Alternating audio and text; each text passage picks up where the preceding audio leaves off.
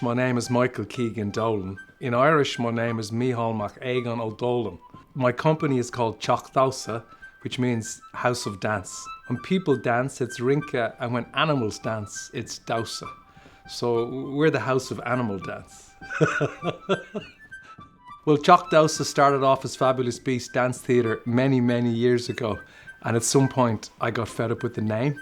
And around the same time, I decided to move to the Gaeltacht here in West Kerry, which is an area where people speak Irish primarily. And I renamed the company Chakosa because I also wanted to have a kind of a physical base, like a building, like a house. And I liked the idea of a creative space not being like many of the studios that I worked in throughout my life. Many of those studios felt like hospitals or laboratories or kind of weird corporate centres of excellence. So I like the idea of being creative in a more kind of familial, friendly space, because I think it lends itself towards kind of a deeper engagement with the imagination, ultimately. One of the reasons why we got the building was to make it a place where people can come if they want to. It's the house of dancers, so it's for dance people. So we called the company Chakosa in 2016. So we've been here in Dingle for 8 years, and we've been in this building for a year and a half. This part of Ireland is packed full of music and mythology and story. Gaeltacht just happens to have like these incredible mountains. They're kind of some of the highest mountains in Ireland, and they kind of roll down to the Atlantic Ocean. MAM first is a mountain pass. So if you're looking into the Gaeltacht, you're looking through this particular MAM, and it's this shape. But it also means handful, which is this shape. But it also means obligation. The reason why MAMs were special places was because when people were walking somewhere or cycling somewhere, they had to go that way. It was also a good place for two families might meet to have a discussion, in inverted commas. If you're going somewhere and the only way to get there is through the mountain pass, I assume you're obliged to go that way. I like the idea, that you're obliged. Like I felt this kind of obligation to make this piece when I moved here. Like I couldn't not make it. And it wasn't easy making it, like for obvious technical, practical reasons, but we made it, and I'm delighted, we did. People know that this is a piece of art, and something happens, and they get a bit jingle-jangled, and then they come running up to you after, and they want to know what it was. The whole point of art is to take you into these spaces that are unfamiliar and extraordinary and inspiring. If I was to guide someone to watch MAM, I would say don't get too caught up in what it's about. Just allow yourself to feel. The thing about poetry and the thing about dancing is that if I wanted to explain something to you, I'm a pretty smart individual. Like I've read a few books and I've been to school. I'll just explain it to you. My thesis would be that in a world where things can be explained relatively easily, things don't always go particularly well for us. Like we still somehow manage to kind of make things extremely complicated, and a lot of people walk around feeling very unhappy. So my idea as an artist would be maybe to reconsider the necessity to understand everything that you see, to explain everything, and that there's something can happen, particularly in a piece of dance, that transcends this need to understand and can go directly to your heart or to your liver or to your small intestine or your genitals or your lower back and trigger or inspire an experience or a sensation that we would describe as other, and that you might then have to go for a walk and consider it. Or you might sleep a bit better. Or you might have an incredible dream that then triggers a change in direction in your life. But if you reduce everything to, is it this? And this happens all the time with dance, and I feel so sorry for any dance practitioners who are trying to make work that doesn't have a story. There's also this very tangible connection between breathing and musicality, and kind of the cadence of how you do things. So practice kind of cultivates that quality or that capacity in a person, be them a musician, an actor, or a dancer. Yeah, the process is kind of, I suppose, it's built around physical practice that I learned from a couple of individuals. One is a martial artist, one is a yoga practitioner. There's elements in the practice that I discovered through doing them that were really useful for me as a dancer. Well, in my particular case, as a choreographer. So I began to realize that although I trained, that I didn't comfortably make a connection between breathing and moving. So you start to get more aware of how you breathe, then you start to get aware more of how you feel. If you're an artist, you need to be allowed to be messy, and you need to be allowed to connect with how you're feeling and then make dances from how you're feeling. And then the dances will actually look like they represent something rather than being an abstract projection of your kind of reasonable mind. And then you're into kind of community, because then you're becoming aware of the other people in the room who may not be feeling as you are feeling. They may not be breathing as you're breathing. But if you want to work with ensemble ideas or kind of collective ideas, instead of having someone shouting 7-8, 7-8 and kind of intimidating you into unity, you find this kind of harmony through breathing, through musicality, through awareness. If you're going to work in a communal way, then you need to work in a communal way, which means having respect and regard for your collaborators, which means ensuring they have enough time to rest, eat, that the conditions that they're in are good. So that's how we work. That's the kind of technical part. And then there's another kind of, the other part is then, when you get all that working correctly, people start to relax a bit, and then people start to offer steps, stories, histories.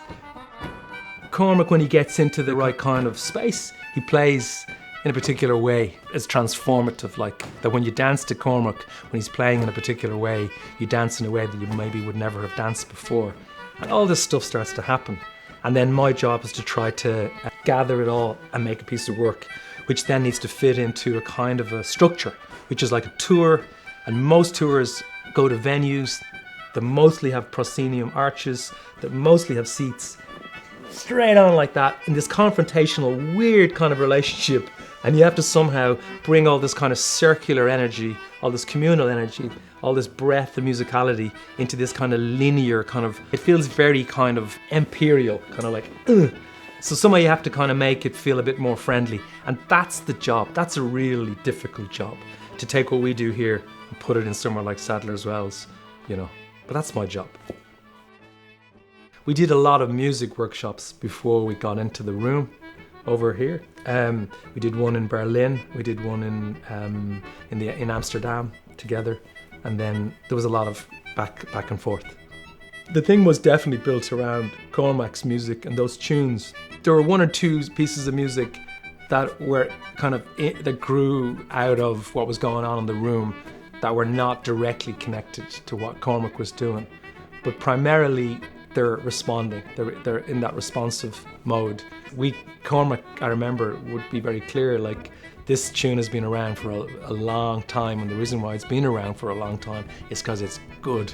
It's a good tune. When things have been around, like me, when you've been around for a while, like you get kind of there's something about you. Like, you know, I know we're also very taken with the youth culture of beauty and newness, but there's also this power that comes with something that's been around for a long time, like a mountain. The capacity for the Irish to commission a piece of music was cut short or kind of broken by a colonial invasion. So our history of music is different to most, if not all, European countries. Our classical music stops, what you'd call classical music, around the 17th century. Some tunes exist and have been gathered and passed on through, you know, person-to-person playing, but our classical music, or our high music, what you'd call, is our traditional music. So for various other reasons to do with laws and oppression, music was kind of turned in, and some of it was hidden, some of it was played in houses. So the kind of the virtuoso music is what you'd call, what people in other countries would associate with folk music. And there's this strange hierarchy in music that still kind of exists, where if I said to you, which music is harder to play, which music is more important, which music is, you know, higher, classical or folk, most people would say classical, because in our poorly educated consciousness, we associate classical and hard with higher. But actually it's all made up.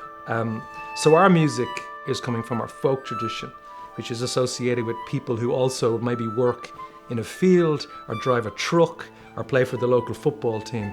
But some of these players were like highly sophisticated, virtuoso individuals, both men and women, bringing a classical contemporary ensemble from Europe, mostly Dutch, French, Austrian, like mixed up from European nationalities, bringing them here and putting them around Cormac, kind of in service of Cormac's music, Cormac's tradition, which has been handed to him over many, many hundreds of years, was an exciting thing to do. It felt like putting something back together, like in a kind of a small gesture towards something that maybe had been broken.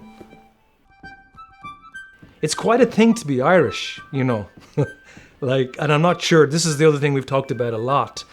One of the reasons why maybe the gap between Irish and English people could maybe be reduced if English people knew a little bit more about the history of Ireland.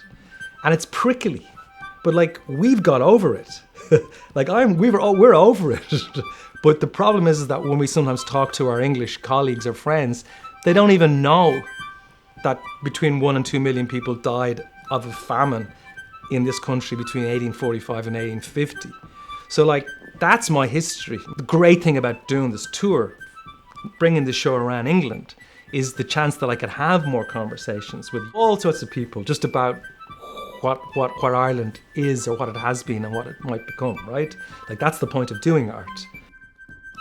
My feeling is that in this country, a lot of people find it easier to slip into the world of imagination, into the world of spirit. We really value our folklore. We really value our myths. We really value, well, we're beginning to value more our language, our indigenous language, and that connection to the earth and to the ground and the mountains and the ocean. We really value our culture, our music. I mean, it's a great idea to take an audience into that world. But I've thought about that a lot. Like, that's all I want to do. By nature, I'm a generous person.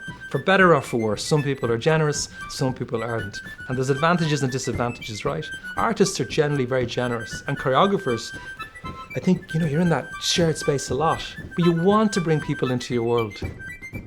I think art is problematic because it can be a bit higher, and like it can make people think, ooh, I shouldn't go out to see art, right? Like it's for educated people, which is also nonsense. So there's something about spirit, feeling, that if people come and see a piece of work, if somehow it kind of validates their existence or their suffering or their connection to people, planet, like to life and death, that would be great.